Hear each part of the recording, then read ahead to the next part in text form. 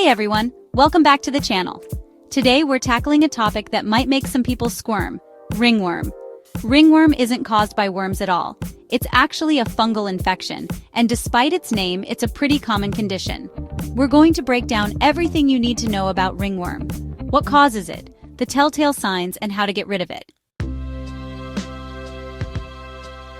Alright, let's get down to the root of the problem. What exactly causes ringworm?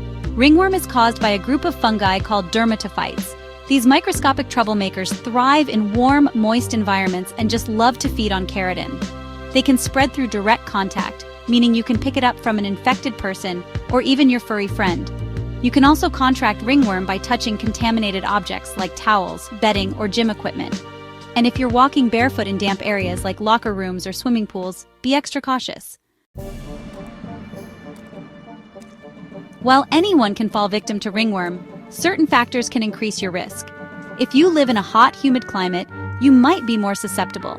Similarly, if you tend to sweat a lot and don't shower and change into clean clothes right after, you're essentially rolling out the red carpet for ringworm. Contact sports are another risk factor due to close physical contact and shared equipment. And if your immune system is compromised, you might be more vulnerable to infections, including ringworm. Ringworm is quite the chameleon, often appearing differently depending on the area of the body it decides to call home. Tinea corporis, or body ringworm, shows up as itchy, red, ring-shaped patches on your torso, arms, or legs. Tinea capitis targets the scalp, leading to itchy patches and hair loss. Tinea pedis, aka athlete's foot, often shows up as itchy, scaly skin between the toes. Tinea cruris, or jock itch, affects the groin area, causing redness and itching. Now that we know what we're dealing with, let's talk about how to spot ringworm early on. The most telltale sign of ringworm is the ring-shaped rash, usually red and slightly raised. Sometimes the patches can be more irregular in shape, especially in the early stages.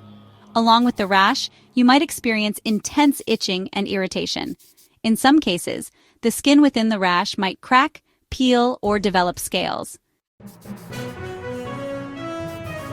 So you suspect you might have ringworm. What's the next step? Get a proper diagnosis from a healthcare professional. Many skin conditions can mimic ringworm, and treating it incorrectly can worsen the infection. Your doctor can determine the best course of treatment based on the severity and location of your infection. Okay, so you've been diagnosed with ringworm. Don't worry, it's highly treatable. For mild cases, topical antifungals like creams or powders are usually the first line of defense. Apply these medications as directed, typically twice a day, to the affected area and a small margin of surrounding skin. For more severe infections, especially involving the scalp or nails, your doctor might prescribe oral antifungals. Follow your doctor's instructions carefully and complete the full course of treatment. So there you have it, your crash course on ringworm. Remember, even if your symptoms improve, complete the full course of antifungal treatment to prevent recurrence. Practice good hygiene, like washing your hands regularly and keeping your skin clean and dry. Avoid sharing personal items like towels or combs, and if you're an athlete, shower and change into clean clothes immediately after practice. Stay healthy and take care.